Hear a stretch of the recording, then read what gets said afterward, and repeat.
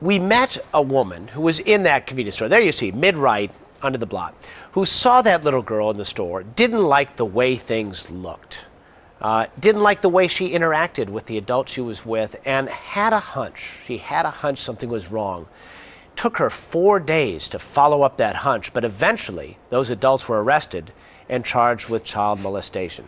Made us think about hunches. Oh, listen, just one more thing. I know. Remember Columbo? At least I've convinced my superiors that Jennifer Wells was murdered, was not a suicide. Peter Falk always had a hunch, and quick as he could wheel around and scratch his head, he had his quarry. Come on, that's just Hollywood, right? Not so, says the real thing. Retired New York homicide detective Vernon Geberth remembers a real case that seemed like a suicide. The whole scene was set up perfectly. The body in the tub, the empty vial of pills, and everyone bought into it. But his sixth sense told him something wasn't right. And I told the sergeant to clear the room. I bent down, I folded the woman's eyelids back, and I saw petechial hemorrhage. Petechial hemorrhage is presumptive evidence of a throttling or strangulation. Case closed. Geberth collared the husband, just one of 8,000 homicide cases he's worked, where in many cases his gut was more important than his shoe leather. So how would you define a hunch then? Is it instinct, or is it learned, or is it a combination? Well, the technology of intuition is based on instinct. Then we enhance it with learned experiences. As a murder cop, when I walk into a room, I promise you that I'm going to follow my instinct, because many times my brain is working faster subconsciously than I in the conscious world. Scientists have confirmed this. A hunch is what happens when our conscious, rational, and subconscious, reflexive side of our brains converge. Judgment meet instinct. It's what happened when Ted Kaczynski's brother read the Unabomber Manifesto in 1995. And it's what happened to Tracy Lee Dean when she saw a sad little girl alone in an Alabama convenience store 2 weeks ago. After 4 days of persistent calling, she got police to arrest the couple who allegedly molested her. So what's the advice to people? If you see something out there, what should you do? Well, my advice is that fear is good. If your body's telling you watch out, pay attention. That's how those animals stay alive out there in the woods. You don't see a deer hanging around, do you?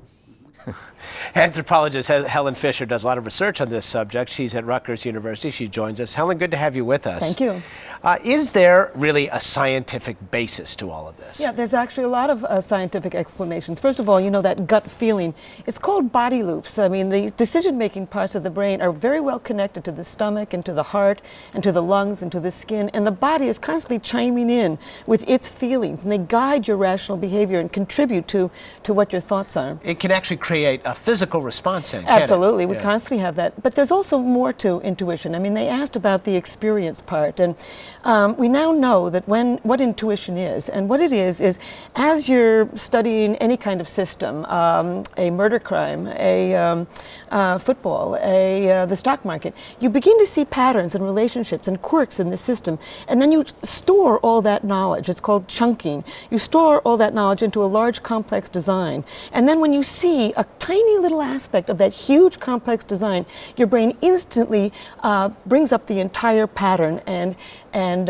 you don't have to go through that plodding step-by-step thought. Isn't that interesting? So really, and that can happen really subconsciously. In other words, you're accessing a lot more information than you're aware of. Absolutely, and that's exactly, you know, that the policeman, when he looked into the eye of the dead woman, he saw a tiny little part of a huge design which spelled murder to him. So it's not so supernatural. No, they've thought that for the last 25,000 years. I mean, 2,500 years. I mean, the ancient Greeks thought it, but it's true. Do you believe it to be true? Well, it's not a belief; it's a fact. I mean, the reason it's a fact is that women are, on average, around the world, we've got data from over 10 countries, better at reading the emotions in your face. They're better at reading posture, gesture, tone of voice, and they start as very small children. An infant girl will respond more to a human face than an infant boy, and all through their lives they are better at picking up all these clues, and 90% of human emotional expression is nonverbal. Is that because women are